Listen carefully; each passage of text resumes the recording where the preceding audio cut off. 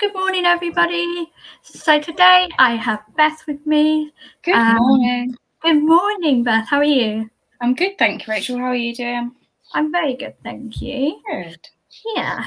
As you noticed, Lindsay isn't with us today, but don't worry, she'll be back for tomorrow. She's going to be at her son's rugby tournament, so Yeah. we're going to wish Wishing him him luck the best for of luck. today.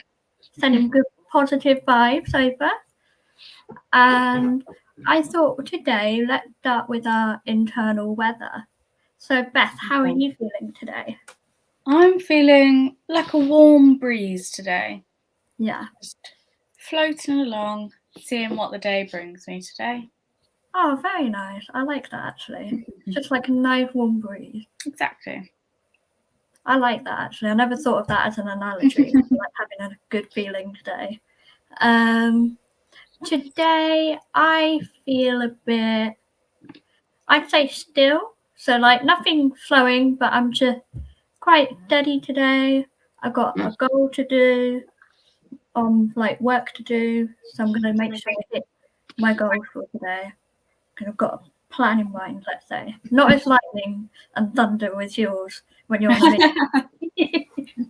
I've kind of mellowed out a bit this week. I'm not as frantic, let's say.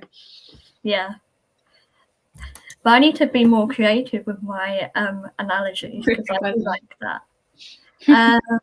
So today we have a couple of news stories to share and fill you in for our week of online for the yard. Even though we are shut, we are always open online for to help. And what do we have online coming up? Do you know, Beth? So tomorrow and Thursday, you'll see us again for Breakfast Buddies. Yep. We'll be having another chat. We'll have Lindsay back. Maybe we'll even have some new people joining us, see if we can rope some people in. Yep. And then on Friday, you'll be able to see Jasmine's Giver of Stars story time. You would have seen mine yesterday, where I'm reading The Last Wish, which is all about The Witcher, which is really good. I'm really enjoying reading that at the moment. Ooh. And obviously, pretty much every day this week, I think Steve's done gaming stuff. So you'll be able to see Steve do his thing, gaming away. Let's see, I'll be able to tell you what he was playing yesterday. So yesterday, he was playing XCOM. Oh, okay. I haven't heard of that one. No, me either. He's playing, XCOM, or, not heard of that before. So did you say you were near the end of your book then? We finished. I'm about, not that far through. I've got about, maybe I am halfway. You know, when you just read something and you don't realise how far in you are? Yeah. I probably am. I'm probably more than halfway. So maybe in the next month we'll have a new book. Do you have another book in mind after? I don't know. I'm kind of liking this kind of, I don't know whether you'd call it like fantasy or sci-fi or what genre it would. Because I read Six of Crows before this, which was also a kind of similar kind of thing, like all music, magical and cool. So I don't know. I might see if I can find something similar. If not, I'll go completely different. Yeah, that's good. Because do you like every not Breakfast Buddy story time? Do you change the genre or do you usually stick to one? The last few I've done the same. I know Jasmine's novel's a bit of a I think hers is a bit more of a rom-commy kind of romantic. Oh, bless. Yeah. Okay. So, nice. So next, we have some news, but just wanted to let you guys know if you do have anything you'd like to share with us, news related, be free to put it down below and we will open it up as well. Get some more interaction going on, hopefully. Yeah. So should we start with news in Northampton first? Because we haven't seen it in a while, actually. So something really exciting that is happening at the moment at Delapre. Okay. So there's an artist called Luke Jerram. I don't know if you've heard of him. No. He's done an installation it's like been around the country in memoriam for COVID. So Okay. I'll show you. I found a little video, just a bit about it that I can show you. Just make that. My laptop wants to do it.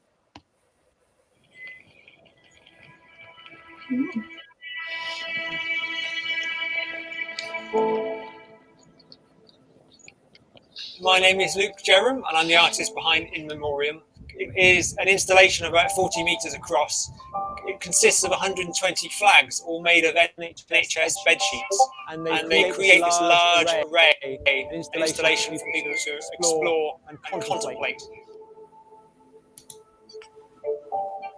During the pandemic, we've needed these horizons, especially during lockdown, these empty spaces. We feel safe, comforted. There's a sense of the future in front of us. I suppose this artwork provides that opportunity to contemplate.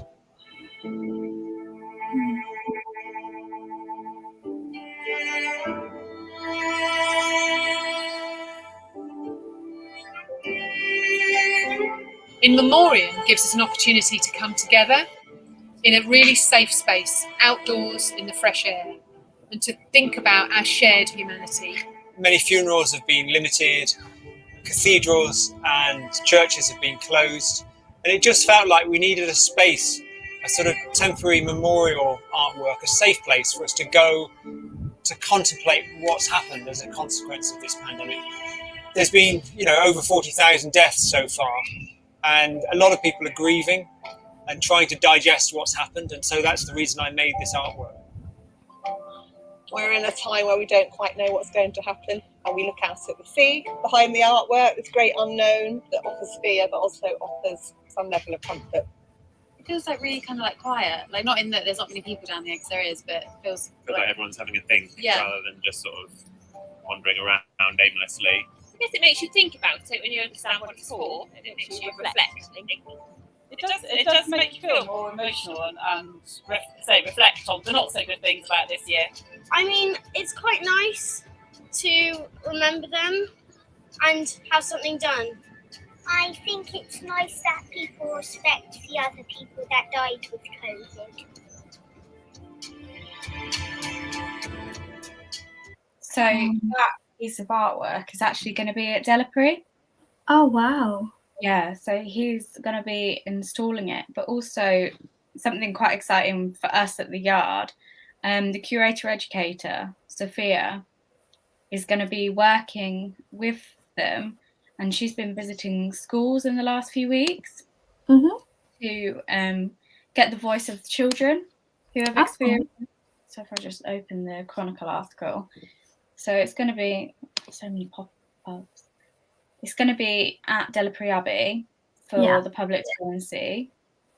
And Sophia's going to be there. She's going to set up an installation. She's been going into schools and getting children to, on bits of fabric, I've seen pictures, draw like their experiences with COVID. And so that's also going to be up as kind of a mini version of the exhibition, which I just think is absolutely incredible.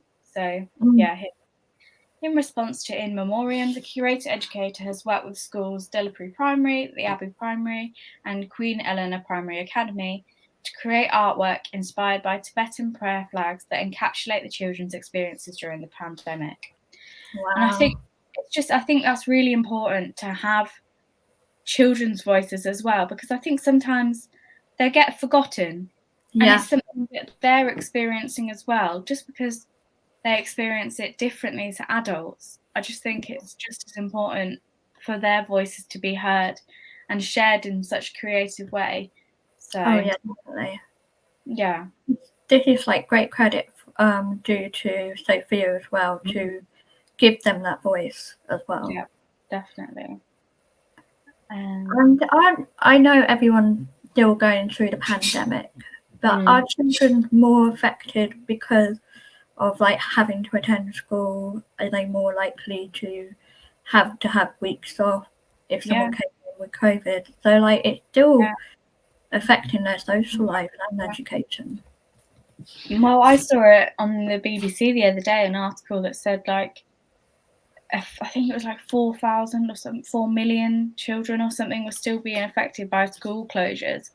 And like, I think 23 countries in the world had still got their schools closed or partially closed due to concerns around COVID, which I think is just at this point as well, especially after, like, we've obviously seen our legislation change.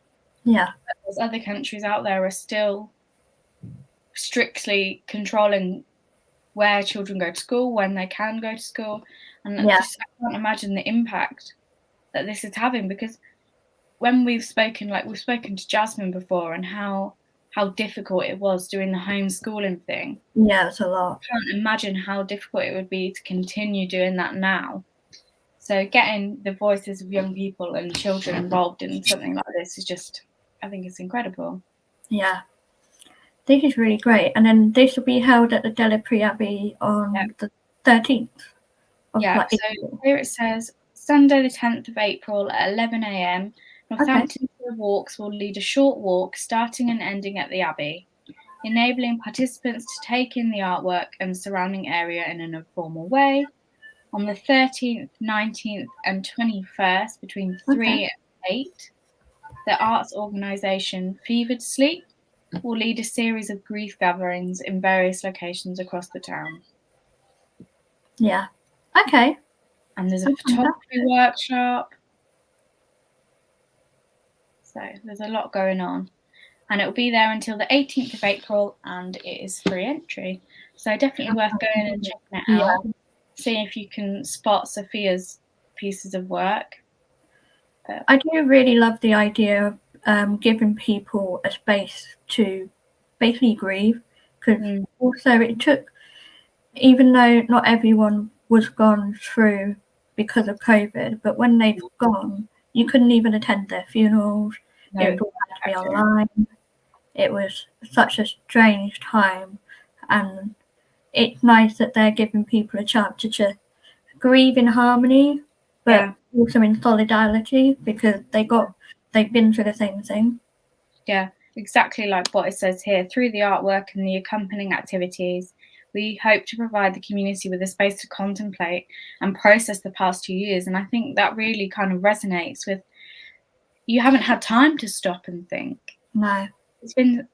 Everything's happened, and I think this offers an excellent opportunity for people to reflect and think, actually, what has happened in these past 2 years? Because for me, it doesn't feel like 2 years. No, it doesn't. It feels longer in a weird way, because the first year I felt like it was really long. A lot was going on. And then the second year you thought, okay, things be getting better, and then we had threats of the new variant, maybe having to go lockdown all again. And we still don't really know for sure what the future holds either. No. There could be another variant even more deadly than. Well, I saw in the news that so there's new symptoms being added to the list, and it's like, oh yeah. I didn't think about new symptoms. Is it like more? Is it generally related to like decongestion, like struggling to breathe, coughing? It's literally like coughing, sneezing. Although they've added like sickness to it, which I've not even heard of that before in relation to COVID. So no. Okay. Interesting. My story I found, let me see if I can get it up, is basically last time we spoke about Disney having a protest because they were, I believe it was the donations of Disney was supporting non-education of gay sex, anything LGBT. And now it seems to be like another hit for rights, where Stonewall, who is believed the original like LGBT, like they are the first, I believe. I'll double check that. but they have removed their support of the Safe to Be Me bill by the government because they have not allowed to remove the ban of transgender camps. So they've done everything else, but they don't have the equal right for transgender people. Yeah, it was it conversion therapy? Is that what? That's what I saw, that they had. So they banned conversion therapy for other LGBT groups, but not for transgender people. So we will only participate if the Prime Minister reverts to his promise for a trans-inclusive ban on conversion therapy. And not only have Stonewall removed their support, they've left a comment to say, due to the Prime Minister's broken promises on protecting trans people from the harms of conversion therapy, we regret that we are withdrawing support for the UK government Safe to Be Me. And because of that, there's been a fallout of another 82 LGBTQIA plus organisation pulling from this. Yeah. When I saw it this morning, it was up to 100. So. Oh wow! So it's gone up an awful lot because this was done at 4 hours on today, but I don't know what time it was. Yeah. But I was quite stunned by this, and I don't know how the timeline works when it comes to politics, but we had Jamie coming out as trans. Yeah. I was literally just about to say that. I think this is so interesting that this has now happened after he's come, and after the jokes that Boris was seen to be making about trans people. Yeah. It's kind of like, makes sense, really, doesn't it? Yeah, it really does, because it seems like he generally doesn't support it. Especially from his funny comment and not realising one of them was transgender coming out afterwards. And I don't know if the timeline, I'm guessing it was before or was it after the event. But either way, I don't understand how people see transgender as non-equal to everyone else under the LGBTQIA community. Yeah. Because it's not necessarily to do with anything sexual, with sexual orientation, but how they feel within themselves. Yeah. So why would you need to convert that? Yeah. I don't understand that element. No. I know when I was reading it, I saw that Wales are actually trying to figure out how they can introduce the ban on conversion therapy for trans people. So I think that's quite positive.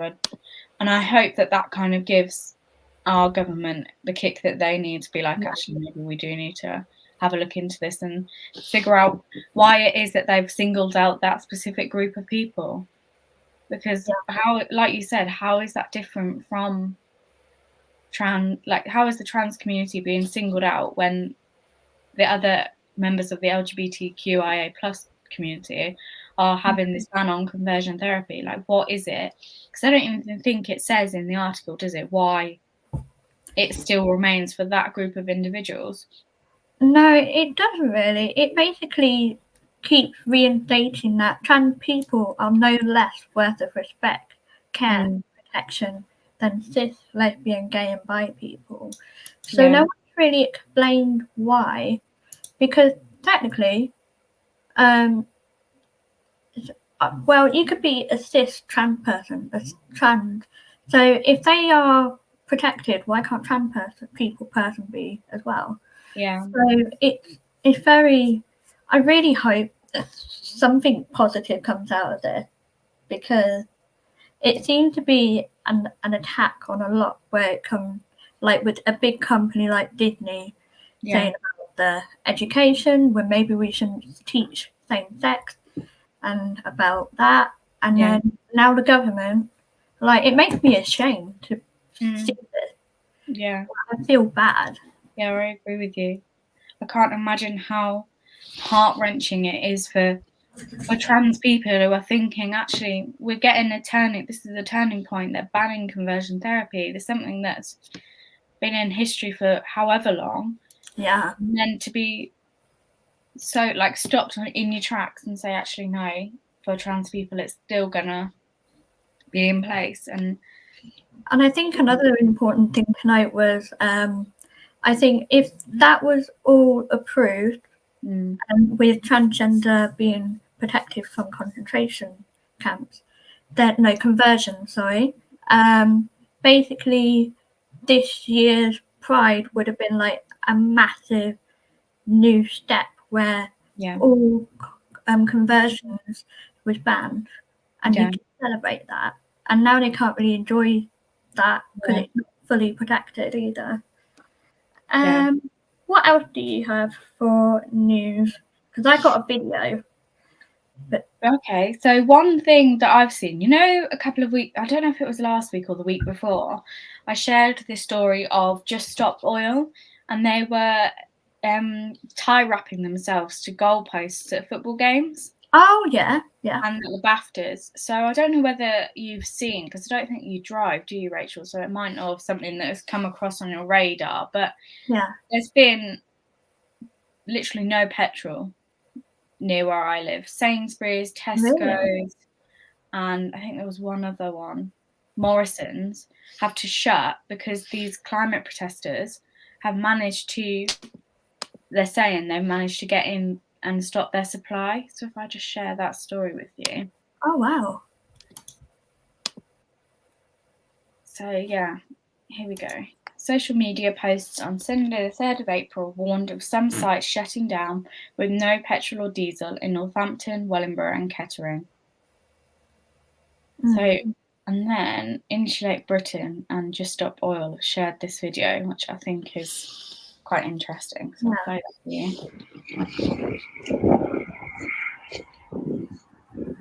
So it's around 6 p.m. We're in South Oxford, and it appears as though Sainsbury's petrol station does not have any fuel. We've been to a few other petrol stations in Oxford, and it seems like the yellow signs on the pumps, which say out of fuel, are starting to appear on more and more pumps around Oxford and the Oxfordshire region.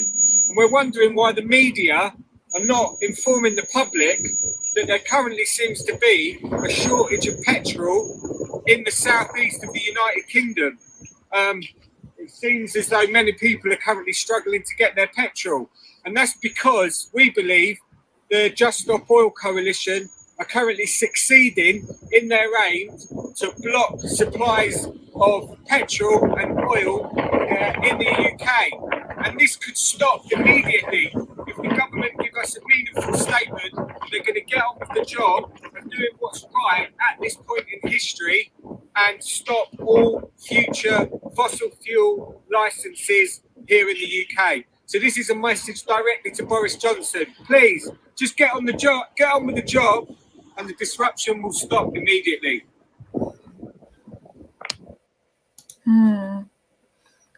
I did not know any of that was happening.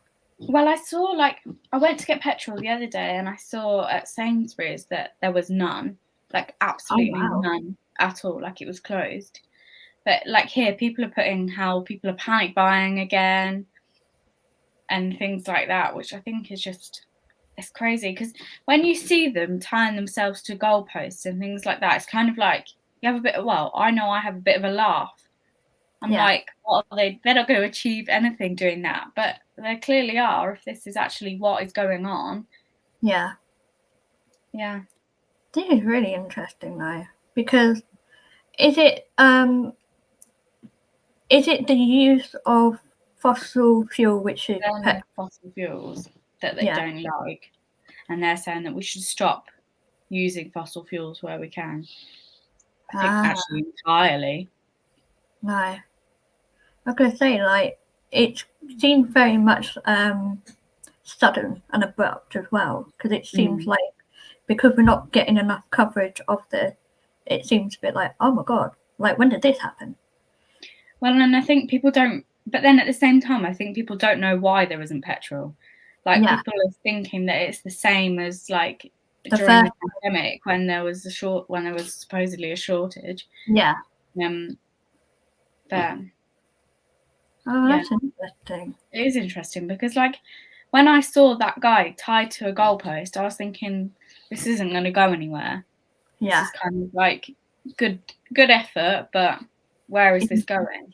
Anyway, but clearly they are making an impact. That's good. It's all about fighting for what you believe in, and you might make change one day. So never give up type of thing. That's fantastic. I have to say, it is annoying though. Yeah. And you're driving around and you're like, no, they haven't got any. Yeah. But it'd be interesting to see where this goes. Yeah, because I don't know how it would affect like public transport as well. Yeah. Because most buses use petrol, don't they? They're not electric or diesel. No. I don't know whether they've got their own supply though. But I mean, it'll be interesting to see if there's any government response. I mean, I don't know that there would be because it's not that. As far as I'm aware, it's not that widespread. No. But it'll definitely be interesting to see what happens there. Yeah. I have one more also. It is a little video, but I thought it was a really interesting thing. So, have you heard of the game Minecraft? I have, yes, I have. Yeah. So, Minecraft is being used in school, and it's basically educating children on how to stop flooding.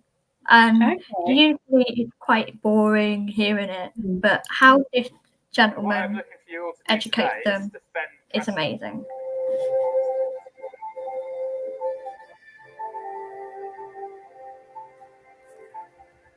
We've set up a simulation that will test to see if your barrier wall works or doesn't work.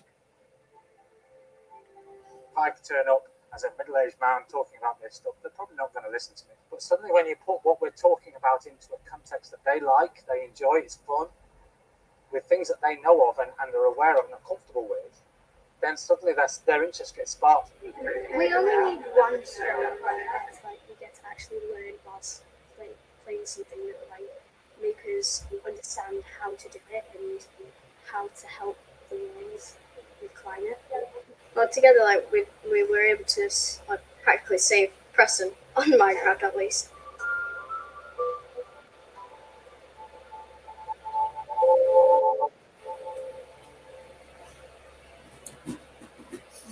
That's really good. Yeah. I thought it was cool because it was like, usually, like, you don't talk about environmental issues, not that I remember in school, but having it taught to you in a way that you can understand and generation understand, and through video games. Like, video games are good. Yeah. It's amazing. And the thing is, that can be used across all different subjects. Like, I remember when I was at school in science, we used to play, I don't know if you've heard of Gut Instincts. Oh, yeah. It was a science quiz, and you'd log on and you'd all be on there, and it would just be that competitive element, but also that fun element. But you'd still remember, like, the sciencey facts, like it was like a biology one, and it was really good. And I think adding that element of fun and something that children and young people are used to doing, like, I can bet half of those children in that video played Minecraft for fun. Yeah. So they already know what it is that they're doing, like, with, like, because you have to mine, don't you? And think, I'm not 100% sure on Minecraft, but they've got the start of those skills to then be able to use it practically to see how things work, like in relation to flooding. I just think it's amazing, and I think it should be used more widely. Yeah, I think so, because it also gives children who play video games a lot and find it hard to socialise to have a opportunity, if the teacher has the intention to say, hey, so-and-so, why don't you go around and show people how to do this? Because then it gives them the confidence of being respected by peers and stuff as well. So I really like that element of it too. Yeah, like finding a niche and how to apply it on mainstream education. Yeah. And it gives everyone the opportunity to thrive. And I really like that idea. Yeah, well, gaming's massive, isn't it? It's huge. So I don't see why schools wouldn't use that to their advantage and kind of integrate it into the curriculum in a way that they can. Oh, yeah, definitely. Yeah. It wouldn't surprise me if they taught coding with Minecraft. I think that would be a very interesting thing to do. Yeah, definitely. That's really interesting. I like that idea a lot. Yeah. I thought we didn't end on a happy note because I just thought we liked the video games, and obviously this week online you have Steve who always plays games. Never know, we could try and do like a Minecraft session for everyone to join in. You never know. I don't even know if you can be bad at Minecraft, but I would find a way to be bad at Minecraft. I think if you're in creative mode, you're safe. Okay, I can't if die. You're not, you have to survive, and I don't know how to do that. But yes, that is all for today. So as Beth said earlier, with online this week, you got the stories. We got Breakfast Buddies on tomorrow and Thursday, I believe. Yeah. And then we don't have it on Friday, do we? No, not on Friday. But you'll see Jasmine on Friday reading her book. Fantastic. Okay.